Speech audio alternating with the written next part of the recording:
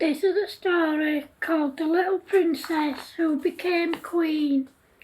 It's the 12th of July 1925 and a young couple, King Edward and Queen Consort Edna, have just discovered that they're about to become first-time parents. A few months later, on the 9th of January 1926, baby Princess Mary was born safe and healthy. Her parents vowed from the start that they weren't going to spoil her rotten by giving her what she wanted when she wanted it. They want her to have the same kind of childhood that she'd have if she wasn't royalty. When she was 2 years old, the King Edward and Queen Consort Edna decided to hire a nanny to look after her, as they just discovered that they were going to be parents again. A few months later, the Queen Consort gives birth to a baby boy and they call him Arthur. Once again, they decide that they're not going to spoil him and they're going to give him a normal childhood, like he'd have if he wasn't royalty. When Princess Mary started school, she went to a private boarding school, but she continued to live at home with her parents. By this time, the King and the Queen Consort had had 2 more children. Little Prince George was 22 months old and baby Princess Louisa was just 7 months old. When Princess Mary wasn't at school, she'd be playing outside on the streets with her friends, or they'd play in each other's houses. Excuse me. One day, Princess Mary said to her parents, "Mummy, Daddy, some of my friends are poor and their parents can't afford to buy them nice things.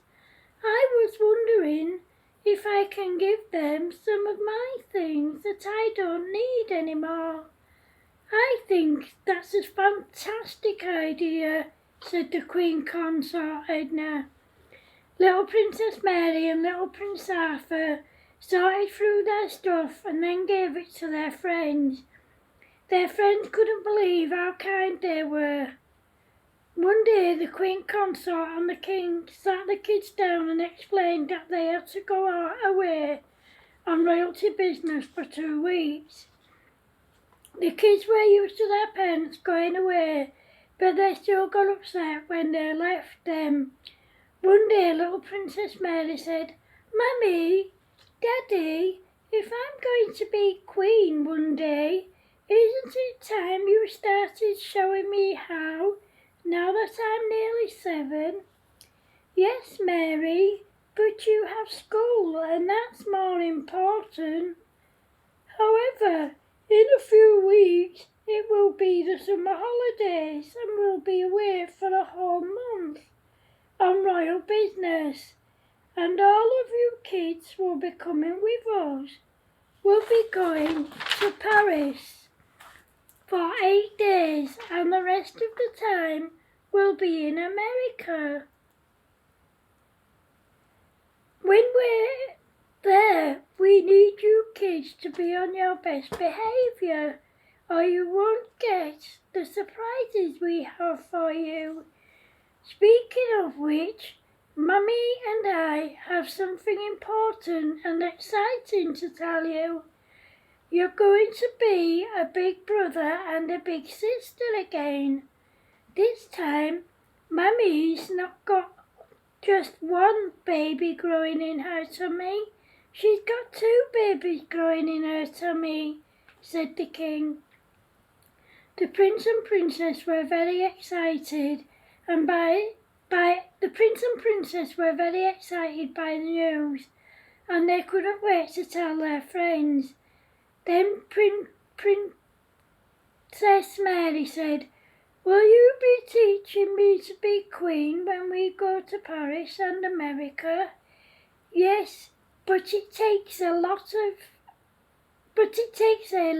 longer than a month to learn to be Queen, sweetheart. It 6 years and it's a very, very big commitment. and responsibility, said the Queen Consort Edna. I can do that. I'm ready to be Queen now, said Princess Mary. You're not old enough yet. Anyway, it's time for bed now. You've got school in the morning, said the Queen Consort Edna.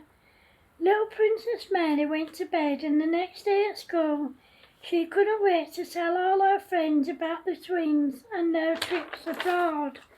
She said to them, by the time we come back to school after the summer holidays, I'll be the Queen of the country. A few weeks later they left Kingston Palace, which was their home, and made their way to Paris. When they got there, they made their way to their family friend's house, where they were staying. Over the next 2 days, the King and the Queen Consort performed their royal duties with all 4 of their children by their side. All 4 of them behaved perfectly, and even the baby, Princess Louisa, and 2-year-old Prince George, none of them cried and carried on once. When they got back to where they were staying, the King said to Princess Mary and Prince Arthur, you both behaved perfectly when we were performing our royal duties, and we're very proud of you.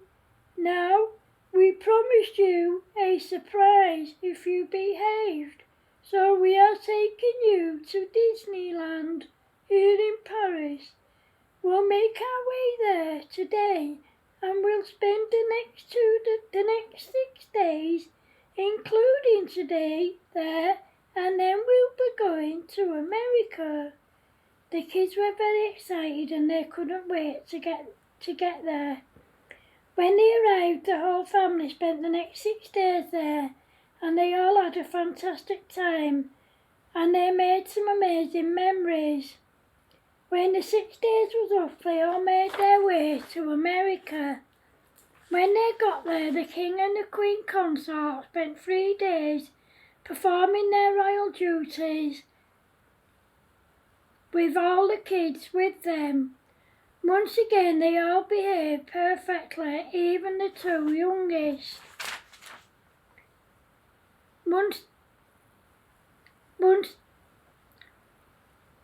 Once again, they all behaved perfectly, even the 2 youngest, 2-year-old George and 11-month-old Princess Louisa. Once they'd finished performing their royal duties, the Queen Consort Edna said to the kids, you kids have behaved perfectly again, and me and your daddy are very proud of you. Like in Paris, we promised you a surprise, and now I'm going to tell you what surprise we have for you. We're staying here in Florida for another 12 days, and we'll be staying in a huge hotel. The hotel is right next door to Disney World, where we'll be going every day during our stay here. The kids were very excited and they couldn't wait to go. When their trip was over with, they all went back home to Kingston Palace. As soon as they got there, the 2 oldest, Princess Mary and Prince Arthur, went to play outside with their friends, and they told them all about their adventures. About 4 months later, the twins, Princess Margaret and Princess June, were born. Every time the King and the Queen Consort performed their royal duties with all their children, all 6 of them behaved perfectly. Even the twins, who were both quite naughty at home. As all the children grew up and went through school, they were very popular, and they never once pretended to be better than anyone else. They all did really well in school and then in university, and their parents were very proud of them all. When Princess Mary was 20, she met a man called Paul. They went out together for 3 years, and then when they were both 23, they got married. A year later, baby Princess Anne was born. About 2 years later, baby Princess Maria came along. However, when Princess Mary was just 26 years old, her dad got sick. 2 weeks later, he passed away peacefully with all his family around him, aged 52 years old. This meant that the young Princess Mary automatically became the Queen, and her husband became Prince Paul. As soon as King Edward's funeral was over with, Princess Mary was formally and officially crowned the Queen, and she gave the following short speech. Excuse me. I, Princess Mary, am now Queen, and I promise you all that I will do my best to serve our country to the best of my knowledge. I also promise that I will do my very best to make things easier for the poor, the needy, the vulnerable and the elderly, both in this country and beyond. A few months later, the new Queen Anne announced that she was pregnant with her third child. Both her and Prince Paul wanted their children to have the same kind of upbringing that they'd have. An upbringing where they would be unspoiled, not given what they want where they would play with children from all walks of life, whether they're poor or rich, to have self-respect and dignity, and above all, to have respect for others, regardless of their disabilities, background or past. When Princess Leila was born, both her older sisters and of course her parents were beside with her. By this time, the Queen had been on the throne for just a year, and already she touched the hearts of millions of people around the world. Everyone adored her and had the utmost respect for her. Sometimes when the Queen Mary and Prince Paul went out to perform their royal duties, they would take the children with them. The rest of the time they were either at school or looked after by their nanny Jean. When Princess Leila was 18 months old, the Queen announced that she was pregnant with her fourth baby.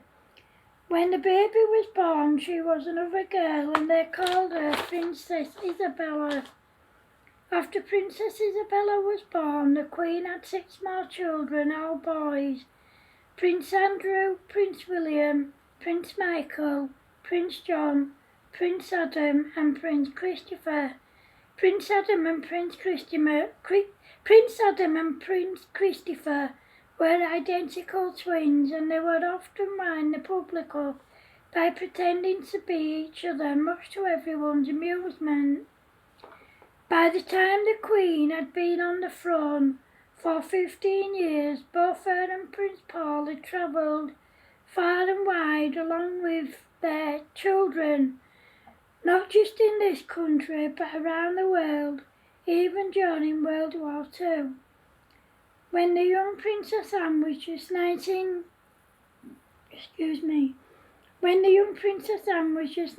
years old, she introduced her new boyfriend, Howard, to her family, and they all loved him straight away.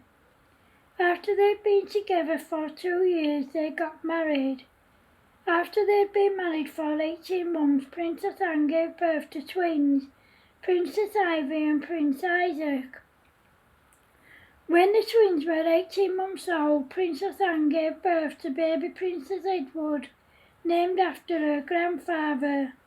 Princess Anne went on to have 6 more children: Prince Lucas, Princess Edna after her grandmother, Princess Esme, Princess Isla, Prince Jace and Prince Henry. When the Queen Mary was 95, her husband Prince Paul became very sick and sadly passed away, aged 95, with his family around him. A year later, the Queen Mary's health started to decline, but she refused to leave Kingston Palace because she'd lived there all her life and she'd never lived anywhere else. Sadly, after 70 years on the throne and aged just 76, Queen Mary sadly passed away in Kingston Palace with all her family around her. This meant that Princess Anne was automatically the Queen. Over the next few days, millions of people from all over the country, the UK and all over the world came to London to lay flowers outside Kingston Palace for the Queen and to catch a glimpse of her coffin. On the day of the funeral, millions of people from all over the country, the UK and the world came to London to watch the funeral. Some people watched the funeral on TV, others congregated in town centres, churches and pubs. It was a huge but beautiful ceremony, and it was clear to see that the Queen had a very special place in people's hearts and that she was loved by many people from all over the world. After the funeral was over with, Princess Anne was officially and formally crowned Queen. Despite her grief and sorrow, the new Queen gave the exact same speech that her mum had given 70 years earlier. However, after only 5 years on the throne, Queen Anne's health began to deteriorate and she wasn't able to perform her royal duties, so Princess Ivy performed them for her. When she died, there was a big ceremony, but nowhere near as big as her mum's, Queen Mary's was. After her funeral, Princess Ivy was crowned the Queen, and after 2 years she married Carl, who she'd been seeing for 3 years. He became Prince Carl, and the couple went on to have 4 daughters and 4 sons. Princess Lisa, Princess Julie, Prince Danny, Princess Charlotte, Princess Eva, Prince Danny, Prince Lucas, Prince Levi and Prince Archie. Everyone knew that when Queen Ivy died, her daughter would become the Queen. The end. Thanks for watching, guys. Hope you like it. See you in the next story. Bye.